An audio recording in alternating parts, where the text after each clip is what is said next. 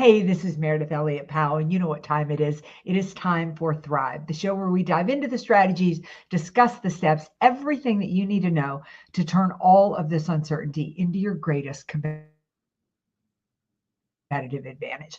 Now, I got a powerhouse guest for you. It is none other than Mike Robbins. We're going to dive into some pretty, I think kind of heavy topics about what it takes to really build resilience and really stay focused in an uncertain marketplace. So hold on, we'll get started in just a minute.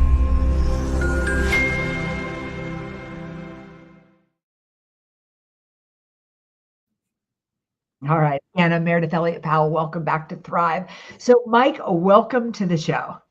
Thanks for having me. Glad to be here. So, Mike, tell us, I always like to start off by having you tell our audience a little bit about Mike Robbins. I mean, I was all over your website. I ordered 2 of your books. You've got a pretty broad range of, I know you're all in the leadership space, but pretty broad range of topics. So how'd you get started? Tell us a little bit about that baseball career and then kind of guide us to what you're doing now. Yeah, I've been, speaking and writing and coaching now. This is year 25, but, it all kind of started, Meredith, for me. I played baseball all growing up here in California, where I still live, and actually got drafted out of high school by the New York Yankees. Didn't end up signing with the Yankees at that time because I got an opportunity to play baseball in college down at Stanford, about an hour from where I grew up in Oakland, and then got drafted out of Stanford by the Kansas City Royals and did sign a pro contract at that time. You have to go into the minor leagues in pro baseball. And unfortunately for me, I went out to pitch one night, my 3rd season, still in the minors. And I threw one pitch. I tore ligaments in my elbow, blew my arm out. And that was basically, 2 years, 3 surgeries later, was when I was finally done. But that was basically the end of my career. And I had started baseball at 7, got hurt at 23, and then was forced to retire at 25. So there you are, retired at 25. What then? Right. Well, I didn't really know what the heck. I was lost, as you could imagine, and in therapy and trying to figure out what the heck to do next. It was the late 90s. I got a job working for an internet company. I live here in the San Francisco, Silicon Valley, Bay Area. So there was all that was happening, sort of internet.com boom time. And I was selling ads I didn't know. I was trying to put one foot in front of the other.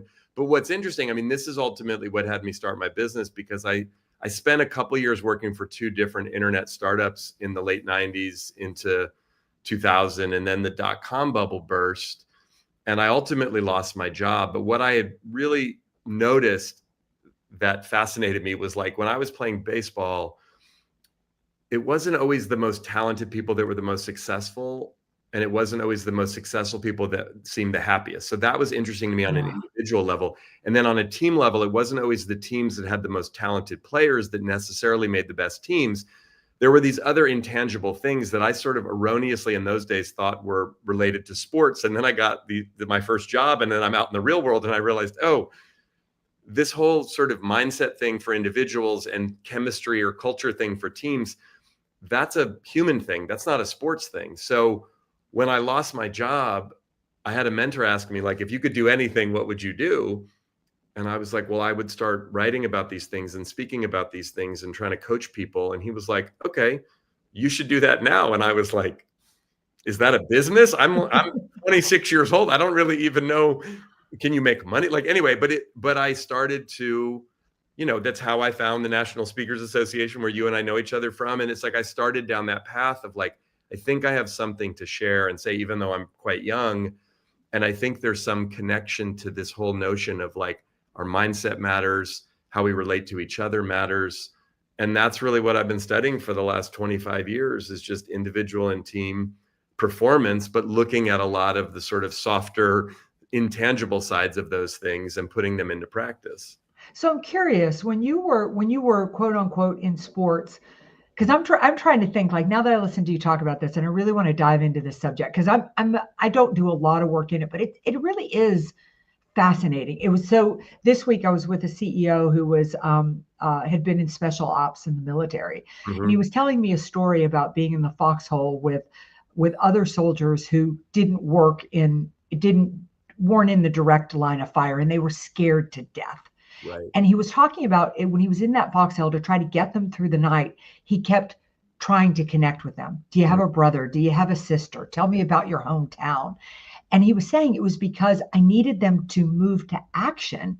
But the only way I could do that was to connect with them first. So I was trying to think to myself, like, when did this language come into the corporate world? Because I'm kind of old and I don't really remember anybody talking about mindset when I was growing up and things. So did it have a language in sports that you took it to business, or did you sort of like intuitively know it and then all of a sudden the world caught up with you and put a language around it? I mean, it's more the latter than the former, to be honest. It's like I thought I was crazy growing up. Like I was really good at sports, but I would get really nervous and be really insecure. And I'd look at my teammates and they didn't look as nervous as I felt. So I thought something was wrong with me. And I remember I actually went and saw a sports psychologist when I was in college. And I told her, I was like, sometimes I'm standing on the mound and I have all these terrible thoughts and I see all this terrible stuff happening. And I think like, am I losing my mind? What's going on? And she's like, no, it's just the way the brain works. And she like explained it to me, kind of what was happening in my brain and my nervous system. And she gave me a couple techniques, like breathing techniques. And then she talked to me about visualizations that I could use. And then my girlfriend at the time was a swimmer at Stanford. And then she was working with her swim coach, who was very progressive. He was bringing in people to work with them on mindfulness and meditation back in the mid 90s, which again, wasn't widespread. So she gave me these cassette tapes and we used to listen to them together and we started meditating. And so again, but I was doing all of this like in secret because I thought I was crazy because I was insecure. And then I thought I was crazy. Like if my teammates knew that I was doing this stuff, they would think that I was weird. But then once I got into the business world, and then even when I started my business though, 25 years ago, Meredith, I mean, people weren't really talking about No, not at all. So I was kind of talking about them in code. And then over time, it's like things have evolved. And now we talk much more about mindset and psychological safety and all these things that we all now understand are necessary for performance. But I just think we've evolved and language has evolved. And now I think we understand the importance of them more. And they're so much more mainstream, which I'm grateful for. But, it is interesting to see how things change. Yeah. So a question I've got for you. So I definitely think that they have gone mainstream. I mean, you hear vision all over the place, you hear culture all over the place. But I tell you, when I was doing research on you and studying you, you seem to go at such a deeper level. And the thing that struck me, and even straight more so now that we're talking, it seems still to be at a corporate level in so many organizations, still at a surface level. Like, if we define our values, we have a culture. If we all do a DISC personality test, somehow we're connected, right? Like, so what does it really mean? Like, what would you say are sort of the qualities or the components of high performance? And then what do you got to go through to really get those into place? I mean, look, the two primary pillars of my work that I've studied extensively, and I tend to talk about almost everywhere in every context, are authenticity and appreciation. And even your story about the foxhole, like I haven't been in that situation. I haven't spent time in the military, although I've worked with some folks in the military. But the like connecting human to human at a deeper level. I mean, being able to not only know like where you're from and do you have siblings and all, but like, what are you afraid of? Yeah. And what are you excited about? Like those types of things. Like to me, it's like, I sort of call it, I use the overused metaphor of the iceberg, but it's like lowering the waterline on the iceberg, because that's ultimately, if we're a leader who wants to connect with our team, if you're a salesperson who wants to connect with a prospect or a customer, if you're just a human being wanting to connect with the people around you, even and especially in this world where we're running 100 miles an hour and we're connecting on Zoom and Teams and everything, it's like, how can we connect human to human? And it's not just something that feels good. It's ultimately something that, as you infuse that within teams and within companies, like that's really the foundation ultimately of culture, is people connecting with each other in a real way. Why does connecting with people in a real way drive performance? Like what goes off in us that it drives performance? I mean, look, I think we're social creatures. And I think when we're committed to each other, I mean, this is again what I saw in sports. And it's weird when you think about sports, it's like, well, why would it matter if you care about your teammates? Why would it matter if you have a connection with each other? Because you win and lose together and people get hurt and it's challenging and it's stressful and it's scary when you're out there on the field. And it's like knowing when I'm playing with my teammates, we weren't all best friends necessarily, but we had this sort of connection with each other. I know about them. I know about their families. I know about some of their hopes and dreams and fears and doubts. Like, that actually weirdly made me want to play harder with them. And we all have that experience, whether you play sports or not. It's even like, I often use this silly little example, but it's like, when you're stuck in traffic, if someone's trying to merge in when you're stuck in traffic, what do you do if you don't want to let them in?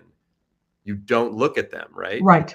The moment you look, if I see you in the other car, unless you're like screaming at me and flipping me off, I'm going to let you in. Exactly. Because I see that we make eye contact. I have that moment of empathy of like, I know what it's like to be stuck out there. That sucks. So then I let you in. And if you give me a wave and I wave back, then we have that moment of sort of mutual connection, and we'll never see each other again. But if we don't look, then we can just pretend like I don't have to deal with that person and think about them being upset or me being not very nice or kind and letting them in. I'm just, you know what I mean? And so in a company, again, it's like, if we make connections with each other on a human level, it does impact some of our decision making. And it does, while at times can be a little messier and take a little more time, it actually binds us together and allows us to leverage our strengths better if we actually invest in one another. Yeah, it's interesting. I think that it's when you feel connected, there's something that goes off in you to really drive at I love that example of the traffic. I was just thinking about the fact that I think we've really missed in corporate America how much we can learn from athletics. Yeah.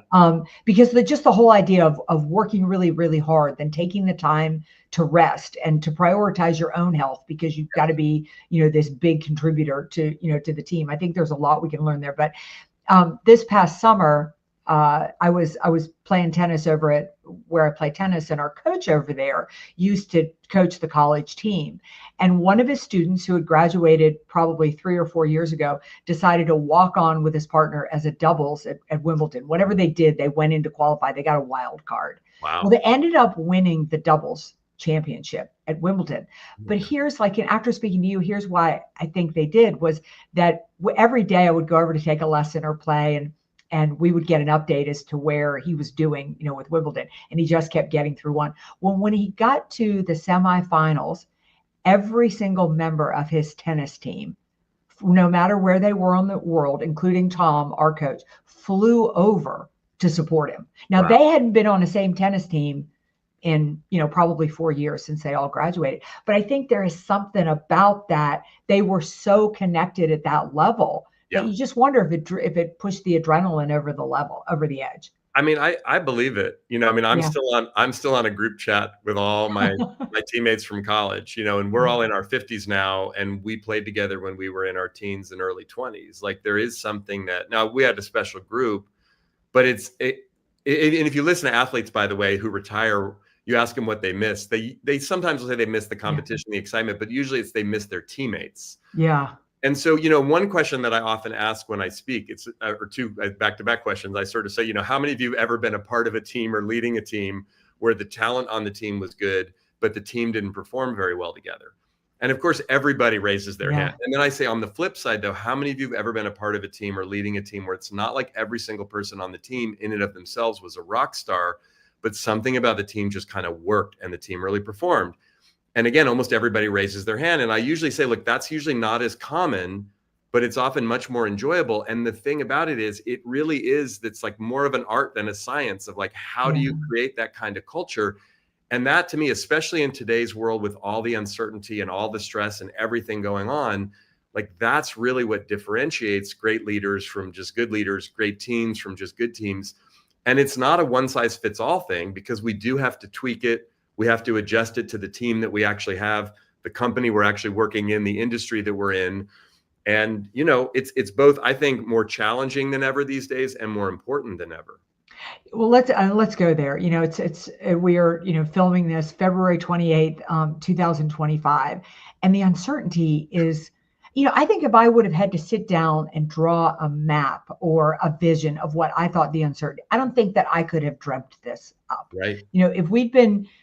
If we'd been filming this in November of 2024, I would have told you that the uncertainty was unmanageable. And now here we are at a whole nother level of uncertainty. I don't have a single client that that feels confident they have any idea what's about to happen to them in the next 3 to 4 months. Even the ones that are positive are still like, I got no idea. It could go this way. It could go that way. Where does, so there I am, I'm managing a team. Maybe I'm going to get hit by these, by these tariffs, maybe the geopolitical situations kind of upsetting, my strategy or my thoughts for the future. I've got quite a few clients that are looking at drastic funding cuts, those types of things. Right. How do you use, connection? How do you use mindset to not only help yourself navigate uncertainty, but to help your team and to help others navigate uncertainty?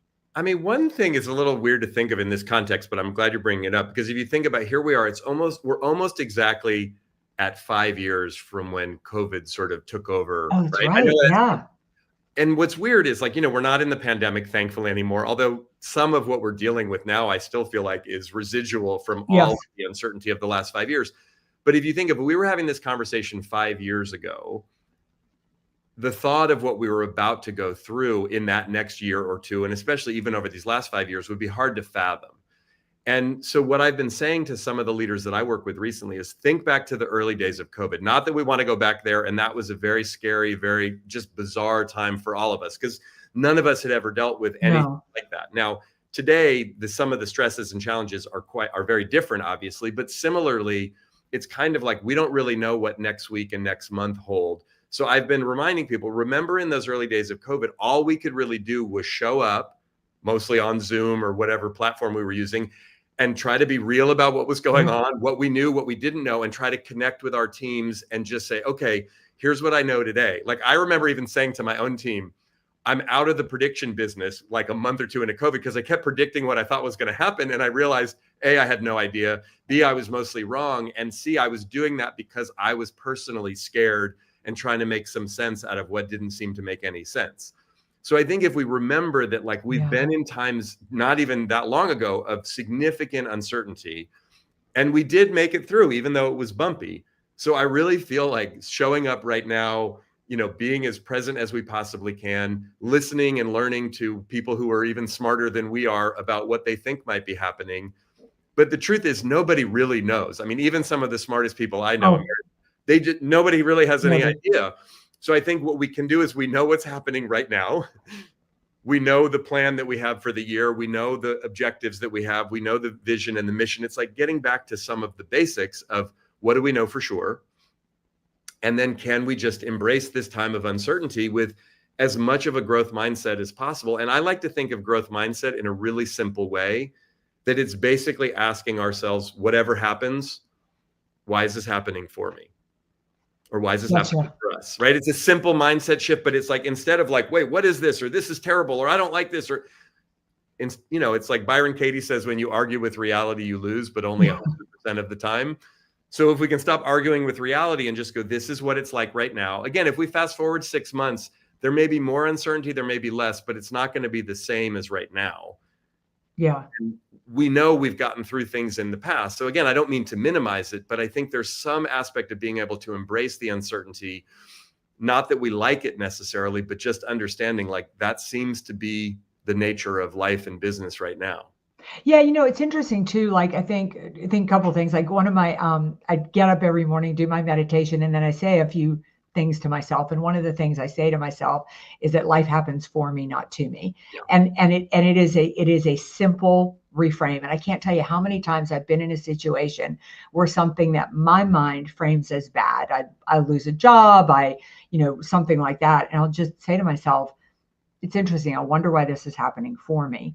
And it resets you. The other thing I think that is fascinating, I know when I did the research on uncertainty, we frame it as a negative. And I really wonder, if you look back on your life, like, you head to college, you've no idea what the future is going to hold for you. You hurt your arm and baseball didn't work out. That the uncertainty, I bet more often than not, it leads to something positive in our lives. Absolutely. And that's, I mean, most of us, again, I often will ask the question, like, how many of you have had something terrible happen, or you thought was terrible, and then with enough time and enough perspective, you look back and you realize what a blessing.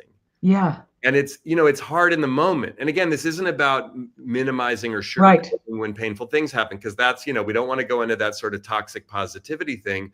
But I do think remembering that times of uncertainty, times of disruption, times of significant change, even pain, often are what birth what's next. I had lunch with a mentor of mine over the weekend, and he was talking about just the whole cycle of sort of creation, maintenance, and destruction. And he said the time of destruction actually is what creates the space for the new creation. And he said, he was like saying his take on what's happening right now is we're in a time of destruction. Right. Like, we can freak out about it, we can judge it, we can panic, we can do all kinds of things, or we can just embrace that there's some level of, the easier, happier word is disruption, but really it's like certain things are getting destroyed. And, that is a kind of a cycle of life if we really think about it. And so a lot of our mindset has a lot to do with how effective or ineffective we're going to be when we find ourselves in those situations. Yeah, I also think that, things happen with purpose. I was listening to, I think it was something that Tony Robbins was talking about, but he was talking about the fact that the greatest generation, the one that we admire the most, the one who saved us in World War II, gave their lives, gave everything, just unbelievable feats of courage. They were the kids of the 20s. And you want to talk about a group of kids that were drinking and partying. And, the roaring 20s were a time of, sloth and, that, and because the world shifted, they grew to become, the greatest, the greatest generation. So it is, and I do think there is a cycle. I mean, when you get in good times, naturally you get soft. And then destruction shows up. So you get hard and you get tough and you navigate your way through it. And then you're always going to get soft again when the times get good. Well, and I love that you bring that up, because think about that historically. It's like you go through that generation went through the 20s and they're partying and all the things happening from what we've read in history. And then the Depression lasts for a good decade. 10 years. Before the war starts. And then the war lasts, right? By the time we get into the war, it's 4 or 5 years. I mean, that's a 15-year cycle from the crash in 29 to when they're 16 years, I guess, when the war ends in 45. And you could imagine, if living during that time, depending on your age, you could have definitely had a story of like, this is not fair. This is really not fair. Like, it was going great, and then it crashed, and then we went through 10 years of terrible economic times, and then 5 years of a world war that we, as a country tried to stay out of, and then we got into, and then finally at the end of that. And so again, us going through what we've gone through the last 5 years is significant for almost all of us. What's about to come, we don't know, probably pretty significant, but we, without oversimplifying it or minimizing it or not being aware of some of us are in better situations than others, like, we do have more choice than I think we often think on how we're going to show up and face it. Yeah, and to understand, I think you say it so well, that life has these cycles, and that even a time of destruction that isn't what any of us want, there is a purpose to it.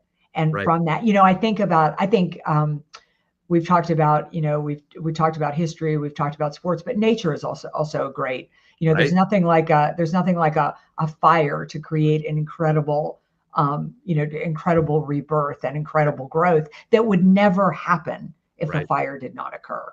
Right. I mean, I live out here in California, we're up in the Bay Area. So we, thankfully, I mean, our brothers and sisters down in Southern California have just dealt with it. We had some pretty significant fires here back-to-back years. I know you live in a place where you all had terrible storms and floods. And I mean, again, none of these things would we call positive things, but oftentimes in natural disasters, we see two things. Number one, we see people really coming together. Yes, unbelievable. Right? And it doesn't matter who you voted for or what religion you are. It's like, hey, humans helping humans, like that's who we are at our core. But we also see that there's some beautiful rebirth that can come on the other side of a disaster. Again, not to minimize the pain or the destruction or the loss that happens, but what comes after is often remarkable and even better than what was before, because it forces us to have to recreate something new. And sometimes the only way that you would ever create something new, you wouldn't do it without being forced. Absolutely. I mean, I think, again, of my own story, it's like there's so many things about my life today in my 50s that were informed by what happened to me in my 20s when my dream came crashing down abruptly, not in a way that I wanted. And it was heartbreaking and it was super painful physically, mentally, emotionally. And I had to get through that grief and all of it. But I look back on it now and it's like, oh my goodness, the life that I have, you know, my wife, our family, our daughters, like the work that I do. I mean, all of it, I realized, look, if I had gotten to the big leagues, that would have been exciting and fun and opened up, but it would have been a very different life than the life that I have now. Yeah. Mike, it's hard to believe, but we are at the end of this podcast, and I always like to end it with two questions. And clearly, we have a lot more to talk about. Then you can answer them anyway. How do people find out about you? How do they find out about your books? How do they follow the work that you do? And the second is for people out there struggling with uncertainty right now, and there are a lot of people struggling with uncertainty. What is your greatest piece of advice to help them turn all of this uncertainty into their greatest competitive advantage? Well, first, in terms of finding me, I mean, I'm on all the social channels, but the best place to find me and learn more about my work is at our website, which is mike-robbins.com. So that's just MIKE-ROBBINS.com. And then for people, I mean, for all of us, I think dealing with uncertainty, I think what's really important right now, Meridith, is for us to be kind to ourselves, like genuinely have some compassion. Like if you're feeling scared, if you're feeling stressed, welcome to being human right now. It is a very challenging time, and it's okay to feel however you feel. And to what we've been talking about, if you can in some way, shape, or form authentically look at this time as an opportunity. How can I learn? How can this make me better? How can this make me stronger? What opportunities exist for me in this? Even if it's simply just learning how to deal with uncertainty more effectively. There's a lot of opportunity for all of us to grow in this time, even if it's uncomfortable and quite frankly, even if it's scary. Yeah, well said. You got to trust the journey, right? Yep. Yeah. All right. Thank you, Mike. I definitely want to have you back on. I have so much more to talk with you about, and looking forward to seeing you at Thrive. And thank you, audience, for joining us again. And you remember, together, we are going to work hard, dig up our sleeves, roll up our sleeves, dig in, and turn all of this uncertainty into your greatest competitive advantage. We'll see you next week.